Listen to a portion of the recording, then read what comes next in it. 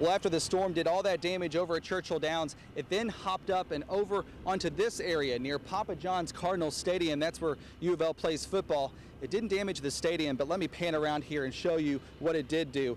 This business back here, this is called the Equipment Depot Company, and it completely annihilated their repair shop here on the end, completely punched a hole right through that section of the building, and then it lifted the roof right off of the office area here. Now we are actually one intersection down here at Palumbo and Man o' War. This is where police have the inner loop of Man o' War blocked off between Palumbo and Blazer as police remain on scene. Now, if we take a closer look down here, they are down towards Blazer Parkway. That's where investigators are still on scene, continuing to reconstruct this accident, but they shouldn't be here for too much longer. By the height of rush hour, they are going to have this area clear. It's so cold, they say the water they used to fight this fire is now freezing all up and down the street here. Give you more as we find it out, but again, a serious accident here just before 11 on Muir Station Road in the northeast part of the county. Well, I am walking up what used to be a section of this lane here on Kentucky 292, but as you can see, this entire section of this highway has completely collapsed down into this riverbank. Now, just to show you how that's translated at the pump, I've got to show you this. One unlucky driver here had to spend nearly $92. Yeah, $91.91 there. That is what you're seeing, almost $92 just for one fill-up. And here along 19th Street, this mess is repeated along several buildings. You can see the sheer force of this tornado, what it did. It completely threw all of these concrete blocks right to the ground. Well, the clerks here at the store believe the two robbers left their getaway car back behind those houses somewhere and then walked up this side of the store. And that's when these surveillance cameras began catching them on tape. LEX18's Jeff Allen joins us now live from the scene. Jeff?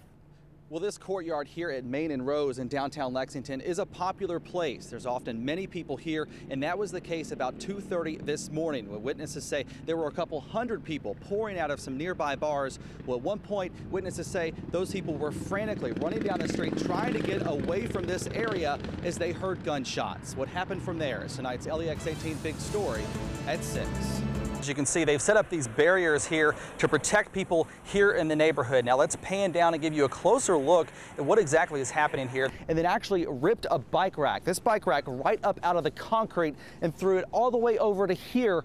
And this is where that SUV crashed into the side of the law office. There is a sea of blue here in Houston. Cats fans are ready for the Wildcats to begin Final Four play. Just 2 weeks after a young Bourbon County man was killed from an apparent hit and run, his family finally has something to smile about. Jeff Allen joins us now with more. Well, Stephen Moyo died after he was found lying in the middle of Georgetown Road in Bourbon County. Today, they got a break from the heartache at a Lexington ballpark. That's tonight's LEX18 Big Story at 6. It's amazing to actually see somebody have that much energy and that much heart on the field. But just 2 weeks ago, they lost their teammate. It's really difficult to be out there and play without him. They knew him as Chocolate, a nickname based on a basketball player Moyo admired. Look at my outfield and I'm used to seeing Chocolate out there, and I turn around and realize that he's not there that day to play, but also we're missing our friend. But they have even more than just his memory on the field with them today. And they asked Adam last week, Stephen's brother, if he would play with them, that they wanted him to play with them. Get your sticks, let's get some runs. They were inseparable. They were 11 months, 2 weeks apart. If his brother can give him a little bit of power today, he will. He'll give him a little bit of power today and a little bit of energy. Energy to help carry his family. Hopefully it's doing a little bit to help them through this time, and I know it's helping us. Through their unimaginable loss. We just trying to win for him, man. We try to go hard or go home. Go hard or go home. That was Moyo's motto. Let's go Kentucky Kings. Let's do it for Chocolate. With a heavy heart, his brother. His brother got out at home. He knew he was out, but he slid anyways, just like him. His team. Kind of on the days on the field and it's a little difficult, he kind of gets us through. And his family. I'm sure he was just taking all of Stephen's energy in and swinging for the skies for Stephen. Or somehow pulling through. But they came to us wanting to tell their story so we could shed more light on what may have led to these horrific murders. That's the LEX18 Big Story. When police say 47-year-old Stanley Neese began a 45-minute rampage through this Mount Carmel trailer park Cheyenne Strong was right in the middle of it. Because Stanley said if I didn't open the door, then he was going to shoot us. So I opened the door. I told him not to shoot me. He said, I'm not going to shoot you. But Strong says Niece went on to shoot and kill her mother, grandmother, and 3 others. It's something the 11-year-old says still doesn't seem real. I still don't believe that they're dead. I think they're still alive.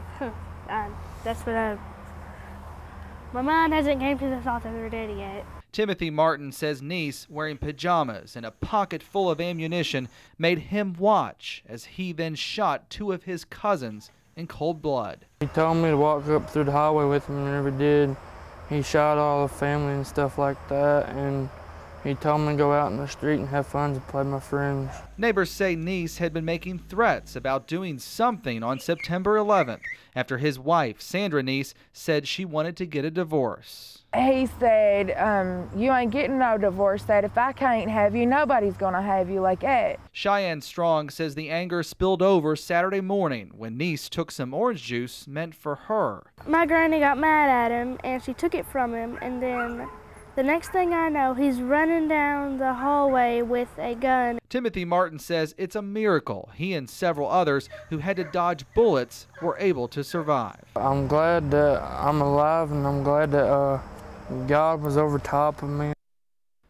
Now, Timothy Martin, who you saw there, and Cheyenne Strong are both in Lexington now as family cares for them here.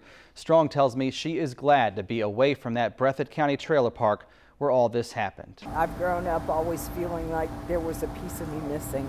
Debbie Childers was adopted and began looking for her biological mother about 3 years ago.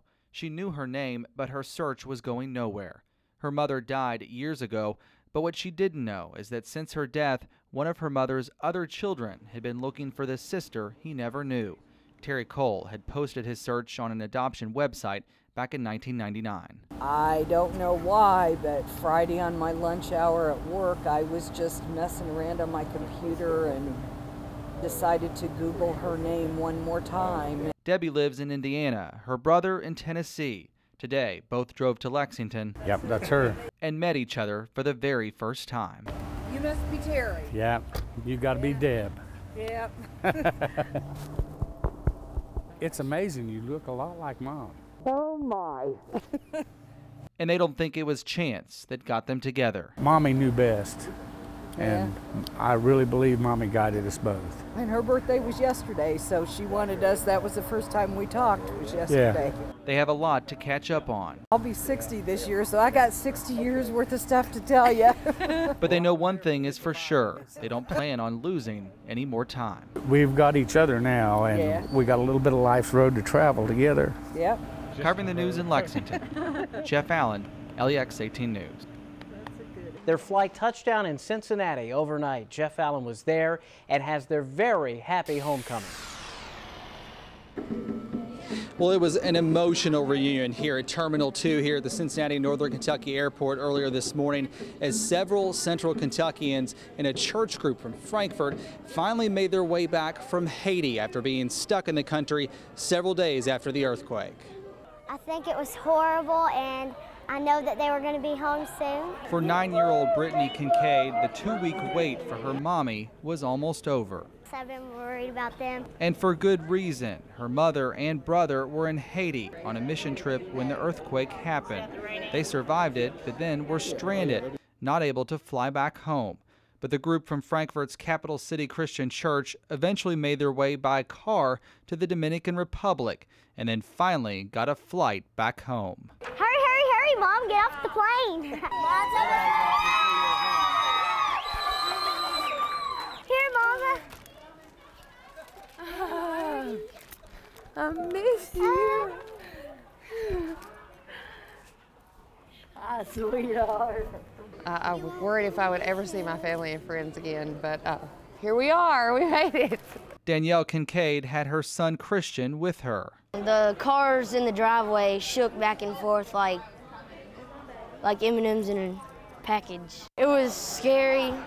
There was people screaming at all hours of the night. The experience has made the 12-year-old appreciate what he's coming back to. Because their houses has crushed and their family members have died, and I get to come home to my sisters and all my other family members in my house. Give me a hug. I missed you. It doesn't matter which social media website you hit today, this story is front and center. Twitter especially blew up this morning with comments and pictures.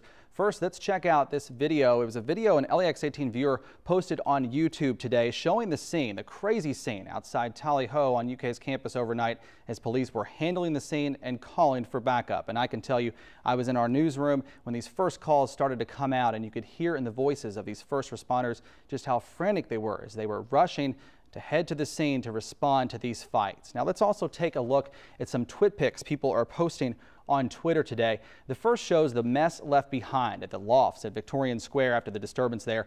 Another two show the scene outside Tally Ho, and you can see just how massive this scene was and how many people got caught up in all this as this fighting broke out about 2:30 this morning. Now to our story we posted on lex18.com, and at this hour, get this, already 9,000 people nearly have viewed this story in just the last 5 hours. And several people have retweeted our web story, and this is what they're saying on Twitter right now. Rachel Elizabeth, a student at UK, says some of this fighting happened, quote, right outside my dorm. Mike Check 85 on Twitter says, quote, someone got scraped at Tally Ho too, blood and tables everywhere.